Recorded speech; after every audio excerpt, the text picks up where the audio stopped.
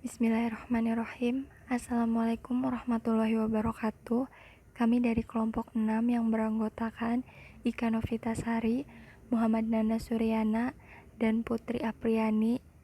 Saya di sini perwakilan dari kelompok 6 ingin menjelaskan tentang pembangunan di Indonesia. Pengertian: pembangunan nasional merupakan usaha peningkatan kualitas manusia dan masyarakat Indonesia yang dilakukan secara berkelanjutan, berdasarkan kemampuan nasional dengan memanfaatkan ilmu pengetahuan dan teknologi, serta mempertahankan tantangan perkembangan global. TAP MPR Nomor 4 MPR 1999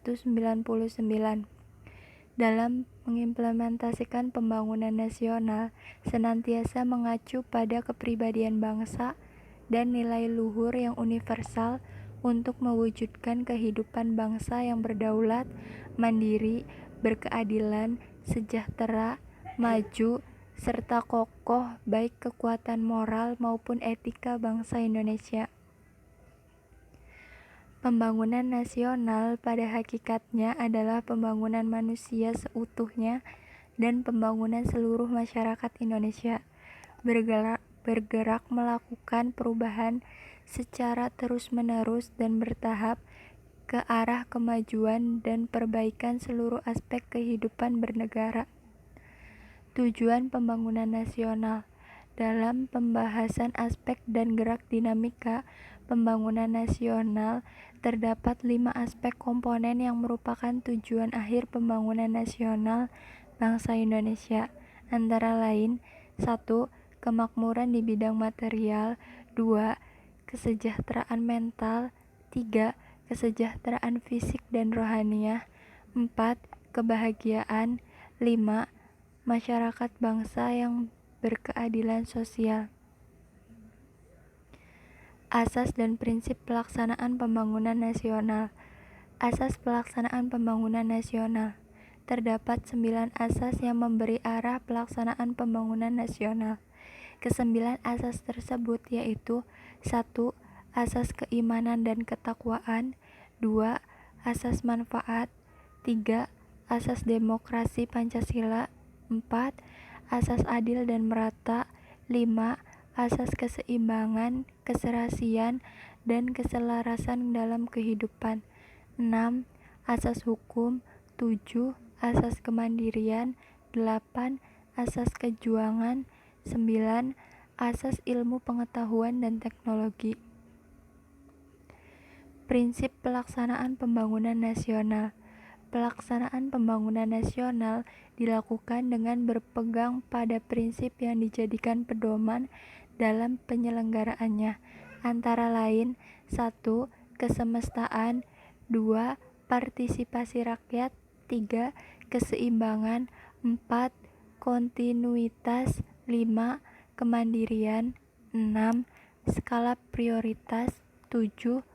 Pemerataan disertai pertumbuhan. Hasil pembangunan di Indonesia. Hasil pelaksanaan pembangunan di Indonesia didasari atas beberapa faktor, baik faktor pendorong maupun faktor penghambat. Faktor pendorong: 1. Kemerdekaan dan kedaulatan bangsa, 2. Posisi geografik negara, 3. Penduduk, 4. Kekayaan alam, 5.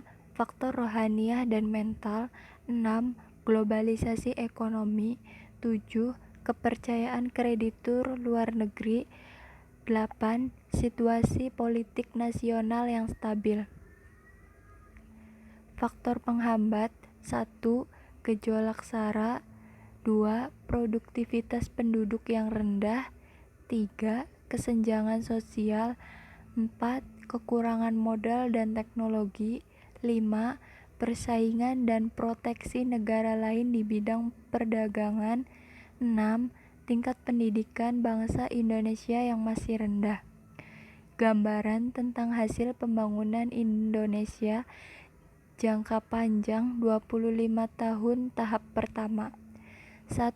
Sasaran pembangunan pada 25 tahun pertama meliputi 4 bidang sasaran, yaitu 1.